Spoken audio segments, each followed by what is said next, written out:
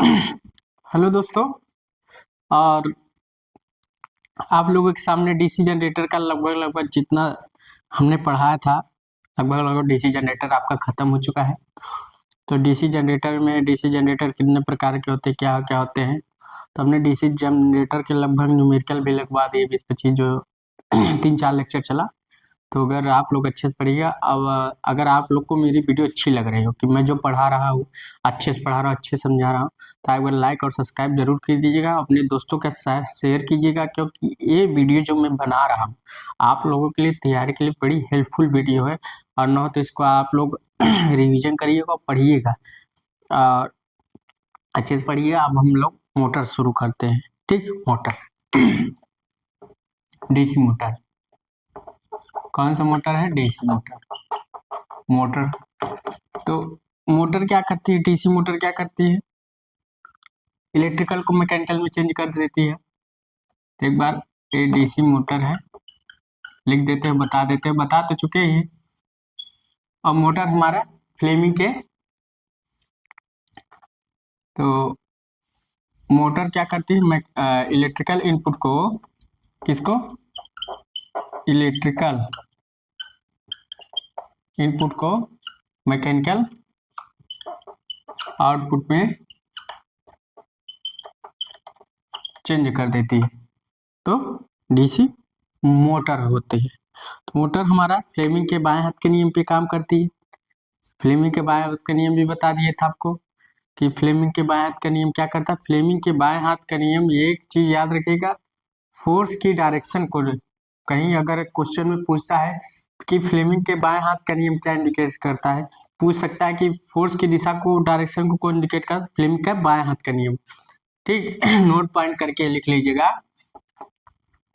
Force direction of Fleming, force direction कहेगा force direction, ऐसा अगर कहीं लिखे आता है force direction of conductor, force direction on conductor, conductor. ठीक,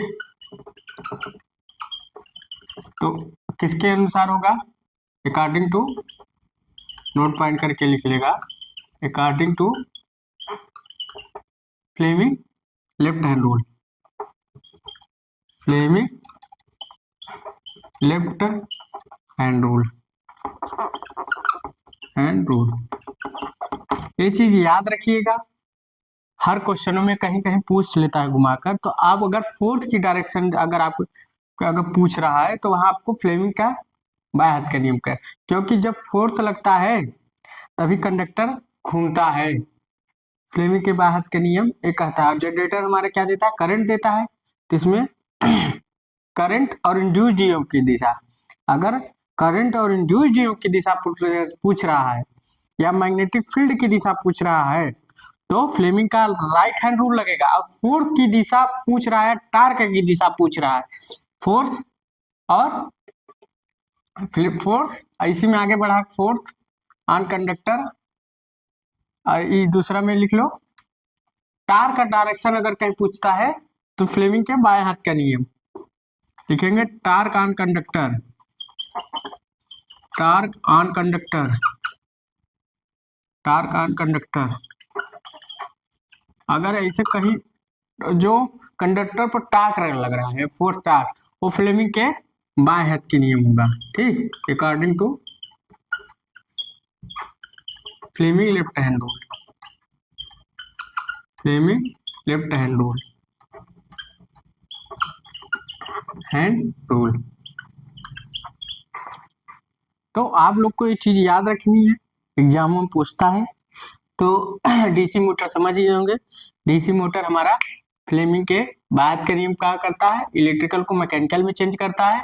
ठीक, और अब फोर्स और टार्क की डायरेक्शन फ्लेमिंग के बाद के नियम पर काम करती है। ठीक, तो अब हम लोग इसको मिटा देते हैं, आप लोग नोट कर लीजिएगा।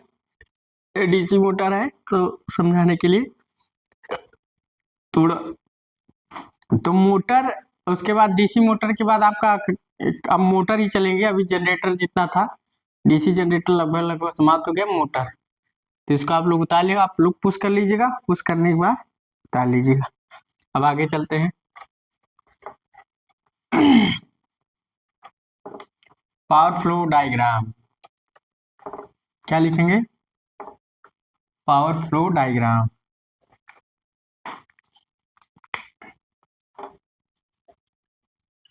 पावर फ्लो डायग्राम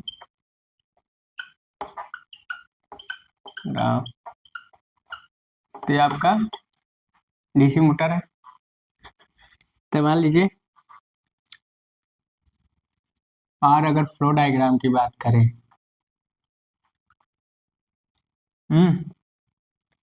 तो मान लीजिए ये भी आई है, बैक ईएमएफ, ये भी को आई है, बोलते हैं back EMF, power flow diagram. और यहाँ फ्रिक्शन या windage loss, friction and windage loss,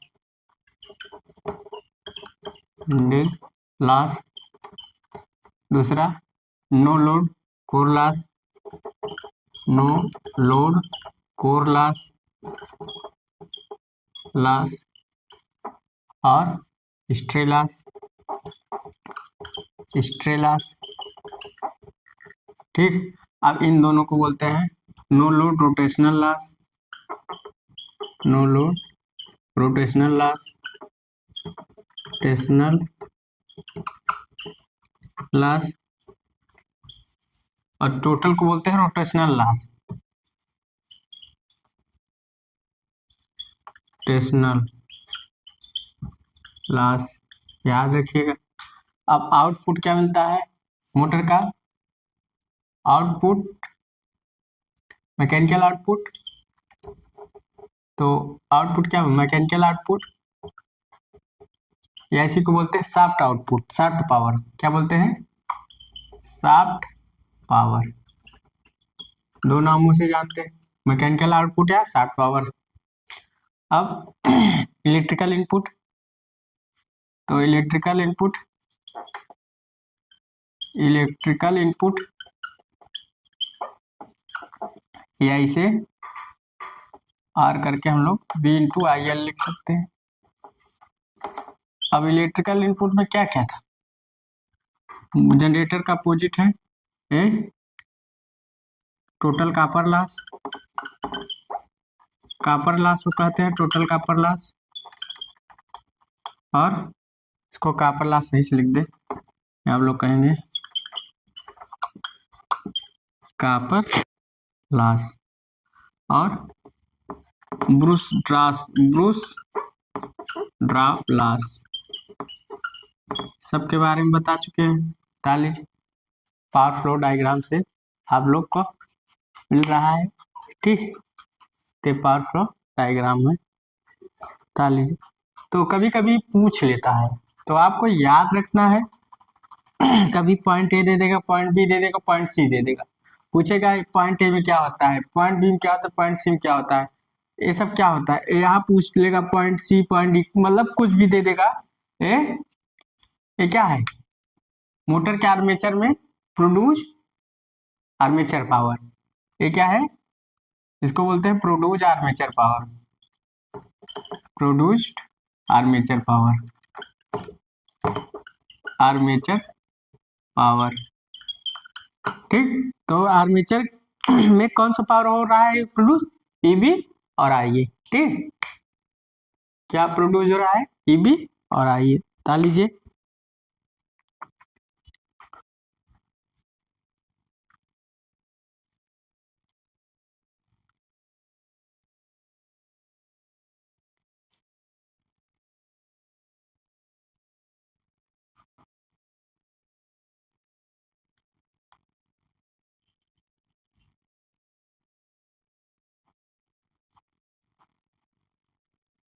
तो ईबी आईए, तो क्या होता है? Total copper loss, Bruce drop loss और फ्रिक्शन विंडेज लॉस। तो आप लोग इसको उतार लीजिए। क्या कैसे क्या होता है सब आपको पता हो रहा है धीरे धीरे से, इसे धीरे धीरे आपको सब पता होगा। तो जैसे जनरेटर में क्या था, पीछे था, वैसे friction loss and windage loss, इसको बोलते हैं मैकेनिकल लॉस। और नो लोड कोर लॉस, तो ऑस्ट्रे लॉस सब पीछे था। जनरेटर में भी आगे मोटर ठीक, ताल लीजिए आप लोग। तो आप लोग पुश कर लीजिएगा, पुश करके ताल लीजिएगा। ठीक, पावर फ्लो डायग्राम।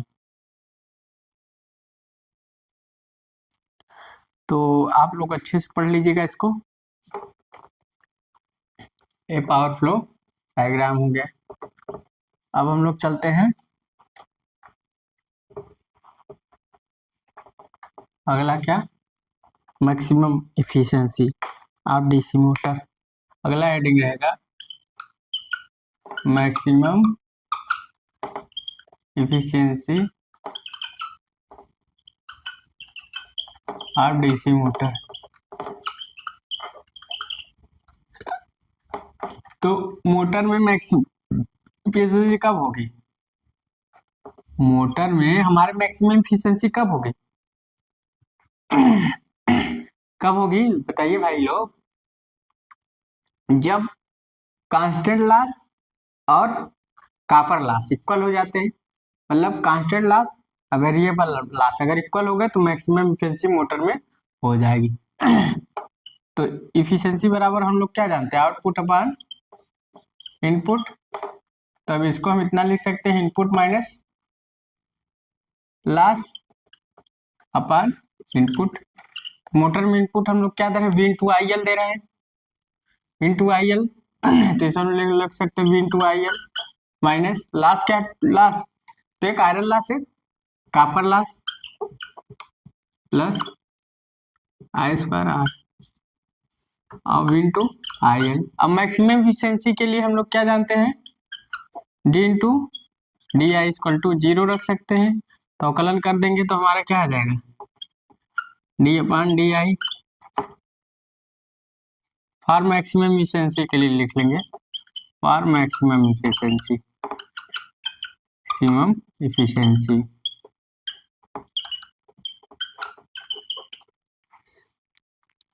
अब वी इंटू आई एल,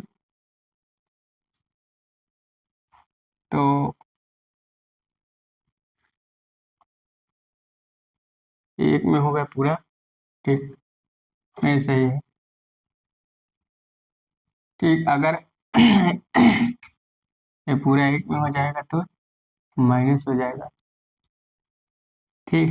तो अगर इसका करोगे, इस तीनों का करोगे तो वी टू और ये 0 हो जाएगा प्लस 2IR माइनस हो जाएगा 2IR, अगर खोल दोगे तो माइनस है, माइनस VIL माइनस WI और माइनस आई स्क्वायर आर और into V upon into I L.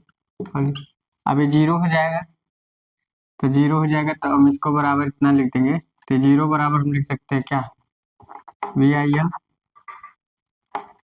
इसको 0 अगर लिख दिए तो वही फिर लिख सकते, फिर उतार दो तो इसको कर दोगे तो 0 हो जाएगा। हम इसके 0 बराबर इसका मल्टीप्लाई कर दोगे तो 0 हो जाएगा। अब इसके बराबर हम लोग लिख सकते हैं V into I L, V minus 2IR। अब क्या होगा, we into I L,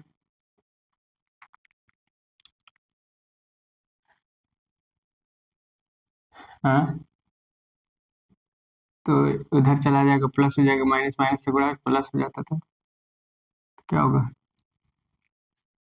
WI plus I square R to V से वी कैंसिल हो जाएगा, अब गुणा हो जाएगा into I L minus 2I square R into I L plus WI plus I square R. तो कुछ कटेगा तो VIL से VIL कट गया, तो इधर आएगा घट जाएगा, उधर जाएगा तो क्या हो जाएगा, तो यहाँ हो जाएगा WI equal to I square R. तो क्या है, WI क्या है, constant loss, constant loss equal to variable loss,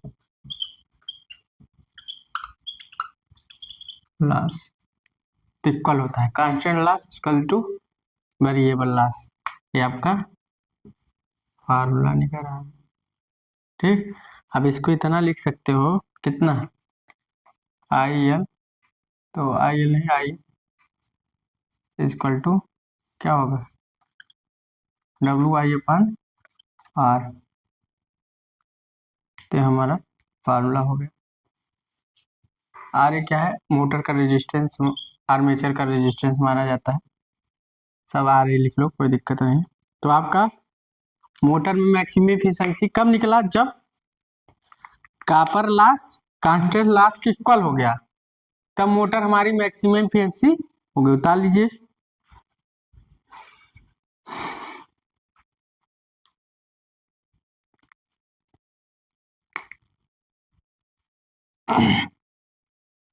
तो हमारी मोटर कब मैक्सिमम एफिशिएंसी हो रही है, जब कांस्टेंट लॉस कॉपर लॉस के इक्वल हो जा रहा है। आप लोग वीडियो पुश कर लीजिएगा, अब पुश करके उतार लीजिए, क्योंकि रिकॉर्डेड वीडियो है तो आप लोग को अच्छा समझ में आएगा कि क्या करना है क्या नहीं करना है। ठीक,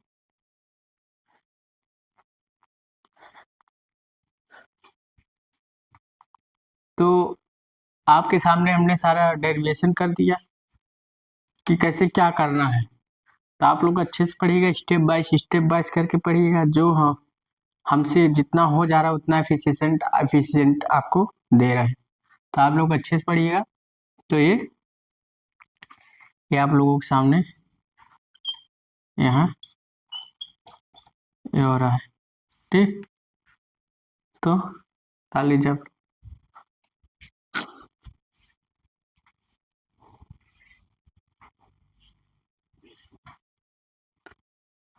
तो आप लोग उतार लिए होंगे, अब आगे चलते हैं। मैक्सिमम एफिशिएंसी हमारी कब मिलती है, जब कांस्टेंट लॉस और वेरिएबल लॉस इक्वल हो जाता है, तब हमारी मोटर मैक्सिमम एफिशिएंसी देती है।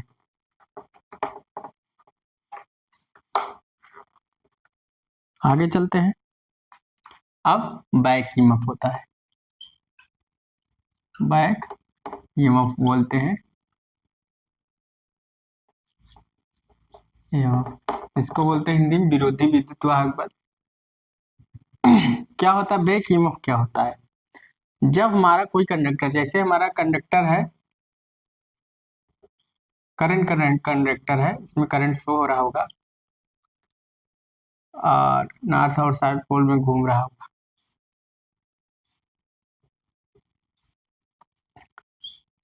जब हमारा कोई करंट मान लो इधर फोर्स लग रहा है,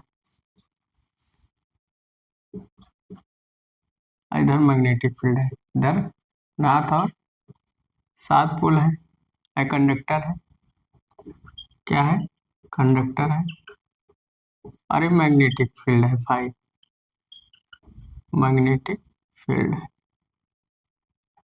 तो क्या है, जब हमारा कोई कंडक्टर मैग्नेटिक फील्ड में करंट कंडक्टर घूमता है तो फ्लक्स काटता है तो इंड्यूस्ड ईएमएफ जनरेट होता है, और जो इसमें इंड्यूस्ड ईएमएफ जनरेट होगा जो इस कंडक्टर में, वो ईबी होगा। ईबी होगा जो क्या करता है, जिसकी दिशा सप्लाई वोल्टेज के विपरीत होती है या सप्लाई वोल्टेज का विरोध करता है, तो जिसके कारण उत्पन्न हुआ, एक तरफ से लेंगे का लाभ मान लें, जिसके कारण उत्पन्न हो उसी विरोध कर रहा है। तो देखो कैसे, इजकल टू डी फाइव बटे डी टी, ठीक, इजकल टू डी फाइव बटे डी टी। तो ये किसके बराबर है, ये भी तो माइनस सी के बराबर है, मतलब माइनस बी कर सकते। तो बैक ईएमएफ क्या है, कैपिटल ई मान सकते इसे तरफ से, तो उत्पन्न हो गया। तो क्या कर रहा है, ये इसी वोल्टेज के कारण उत्पन्न हो रहा है और इसी का विरोध कर रहा है। इधर देखिए, इसी वोल्टेज के कारण ये उत्पन्न हुआ है ईबी। ईबी किसके कारण उत्पन्न हुआ है? इसी वोल्टेज के कारण, इसी का विरोध कर रहा है।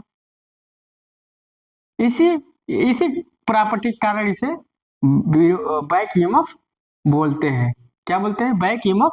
इसकी दिशा सप्लाई वोल्टेज के विपरीत होती है, सप्लाई वोल्टेज के विपरीत होती है, इसलिए इसे विरोधी विद्युत वाहक बल या बैक ईएमएफ कहते हैं।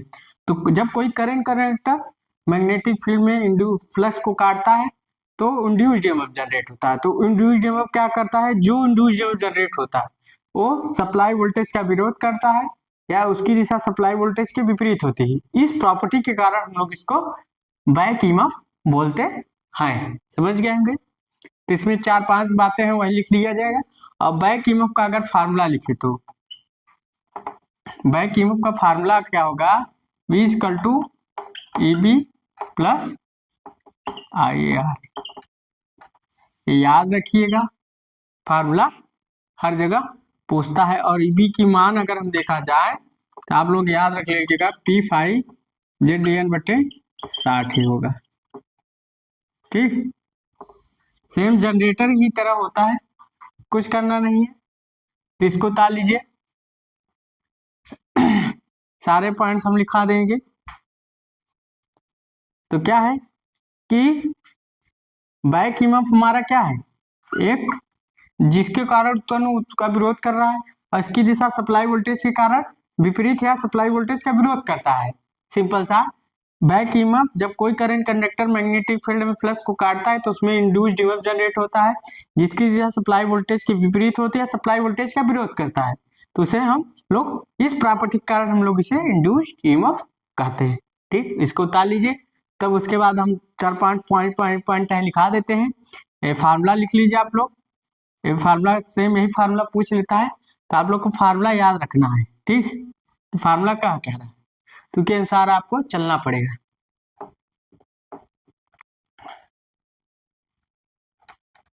ठीक, बता लीजिए, एक फ्लक्स है, मैग्नेटिक फील्ड है और कंडक्टर है, करंट कराएं कंडक्टर है।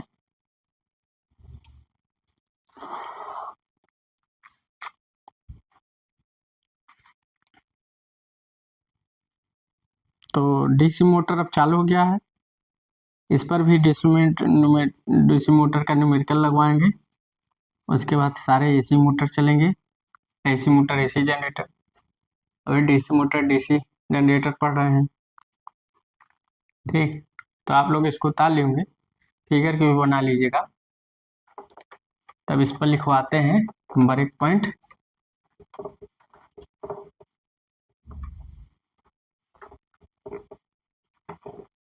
इसमें लिखवाते क्या है? नंबर 1, जब कोई करंट कंडक्टर मैग्नेटिक फील्ड रख रहा होता है। Number 1,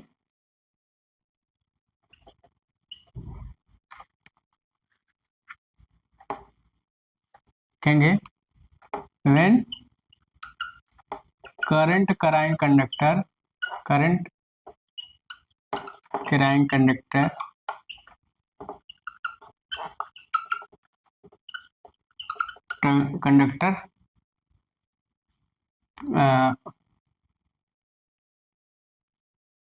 conductor placed on current carrying conductor present in magnetic field, ठीक, फील्ड। नंबर 1, इसमें क्या है? जब कोई करंट कंडक्टर मैग्नेटिक प्रेजेंट होता है। दूसरा, जो बैक ईएमएफ जनरेट होता है उसकी दिशा सप्लाई वोल्टेज के विपरीत होती है। प्रोड्यूस्ड बैक ईएमएफ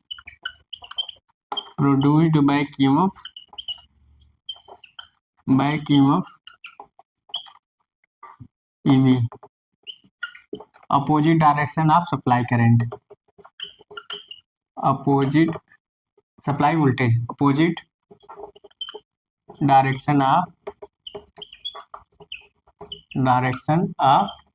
क्या?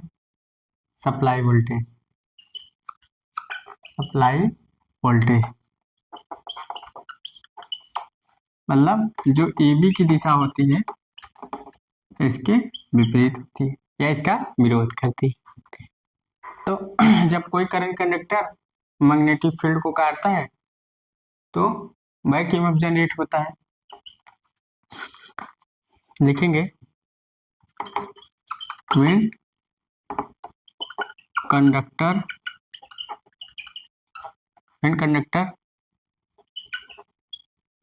cut off magnetic flux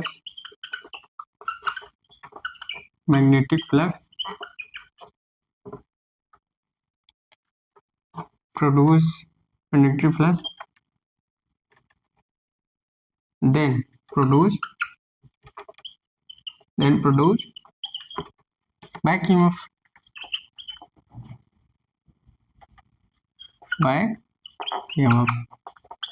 तो इसमें 2-3 पॉइंट थे, लिख लीजिए जो आपके समझने के लिए, थ्योरी बनाने के लिए या नोट पैड समझने के लिए लिख लें। फार्मूला भी लिख लिए होंगे, V equal to V plus IA RA। ठीक, तो आज के क्लास में थोड़ा सा इंट्रोडक्शन हो गया और थोड़ा सा भी बता दी कि बैक ईएमएफ क्या होता है, मोटर क्या होता है, मैक्सिमम एफिशिएंसी क्या होती है, पावर फ्लो डायग्राम आपके सामने बना दी।